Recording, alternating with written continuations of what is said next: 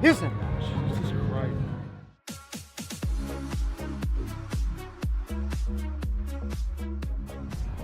Welcome back to Monterey, day number 3. Good morning, everybody. Today we're at Concorso Italiano, which is kind of the second most exciting thing here for Monterey Car Week. Yesterday was pretty hard to top.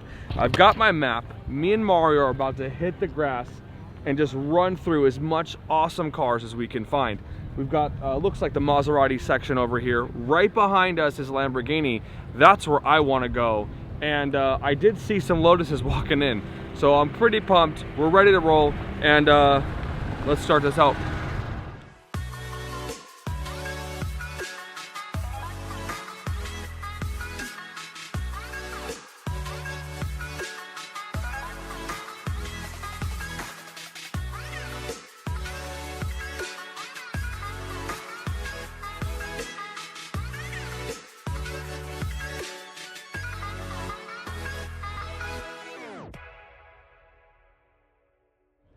We've made it to the Lamborghini section of the show, and I wanted to point out a couple of cars because, you know, in the car business, I'm always looking to add a car that could be for display, that doesn't go down in value, that, you know, when you like have, like, if you guys have seen my Murcielago in the airport, which looks almost very similar to that, you know, that's a car that is not for sale. It goes up in value all the time, and it just makes the presence of our brand amazing. So, you know, I want to point out that the Diablo VT over here is the matching color to my Murcielago, and I would absolutely love to add one of those to the collection. I've wanted to get a Diablo for a while, and I actually had the opportunity to buy a 1999 Diablo VT Roadster, which is the similar color to this one here. If you come take a look at this one, this is the car that I had the opportunity to buy. They're very expensive right now, so I don't want to say that I do want to get one today, but like, these cars go up and down, right? I mean, at the same time, their value is subjective to who's interested in buying it. So take a look at this, and let me know what you guys think, and take a look at that one over there. And which one would you rather have? I mean, it actually is funny because the red on like cream would be the one I would get, right, of this year, and then the VT 6.0 would be the orange on black I would get with that year. So you guys let me know in the comments below which one you think would be a great addition to the display section of Royalty Exotic Cars. All right, at the end of the show, we're gonna leave the best for last. Well, I say best just because it's the biggest, but check out the Ferrari section. It goes as far as you can see. I mean, just what I see right there, 288 GTO, that's a multi-million-dollar car. More multi-million-dollar cars there. I mean, this is just covered in just wealth. Ferraris are the cars that just skyrocket in value and never slow down. So let's check out, we have a TDF over there. There's a Stradale. There's a whole bunch of really cool cars. So check out the classic Ferrari row.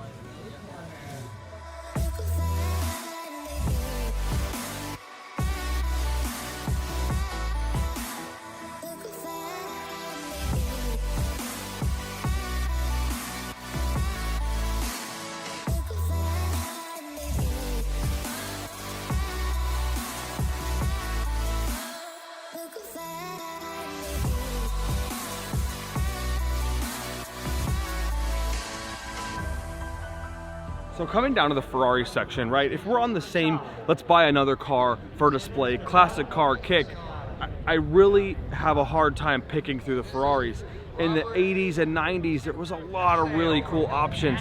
This is one of the most like iconic Ferraris ever made, the Testarossa. This particular car we're looking at is a 512 TR from 1993. I mean, that's the original luggage. It has a V12. I mean, look at the size of this engine. These cars are between $175,000 and $250,000, very similar to where the Diablos are. But there's other options in the Ferrari market that maybe are also viable. So let's go take a look at the 1997 355 Coupe or Targa Ferrari. So another amazing option in the classic Ferrari market is this particular car here. I'm a really big fan of this car. It was actually one of the first cars I ever drove in my whole life. I was taught how to drive a manual transmission in a Ferrari 355 by a complete random stranger at Starbucks. I swear to you, true story. I was 16 and that's how it went down. I didn't do very well and he quickly kicked me out of the car.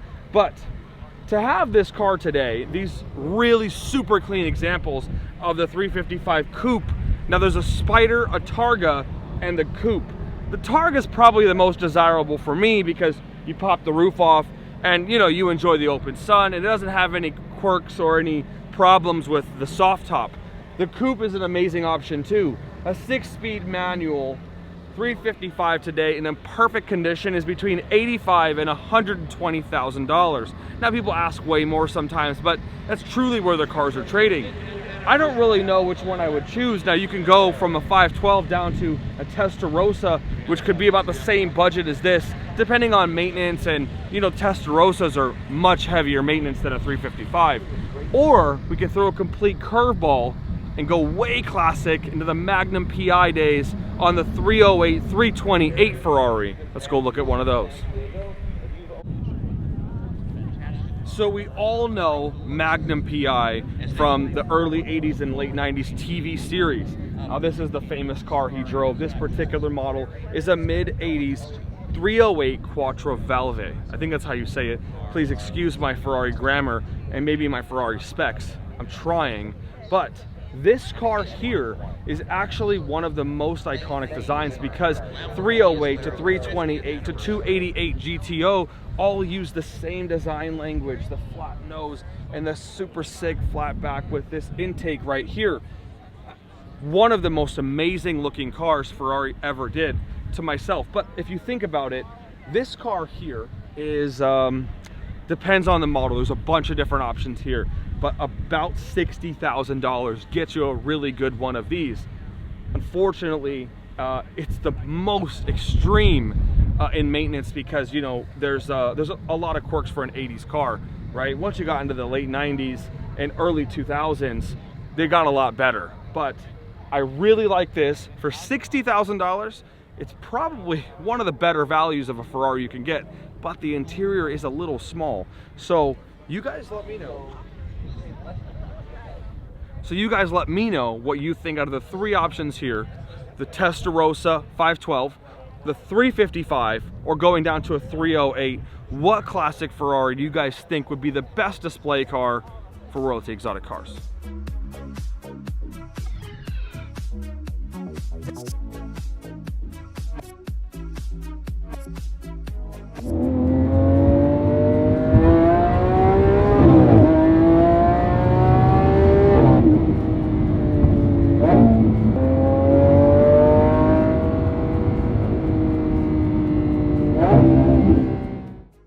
Cannery Row is about to start. We're early, but we had to get some lunch, and there's like so many people already here that every other place is so packed. So this is a little bit outside where we're at, and well, it's a very unique pizza place, let me tell you that. Anyways, we've just got a regular pepperoni pizza on my side.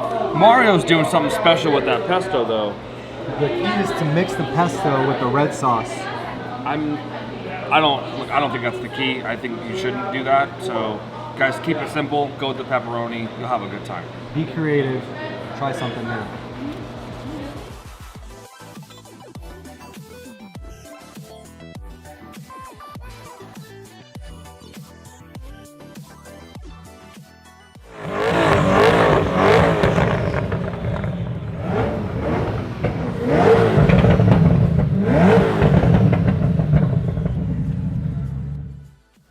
We're headed down Cannery Row, but there is so many people here, it's almost impossible to do a good vlog for you guys.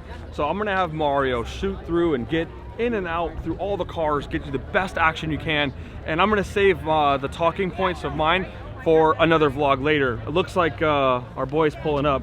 There's Parker right there, coming through. Yep, definitely Parker. So 458 Speciale looks great. Enjoy Mario's edit. I'm gonna go run and fall in front of Parker's car.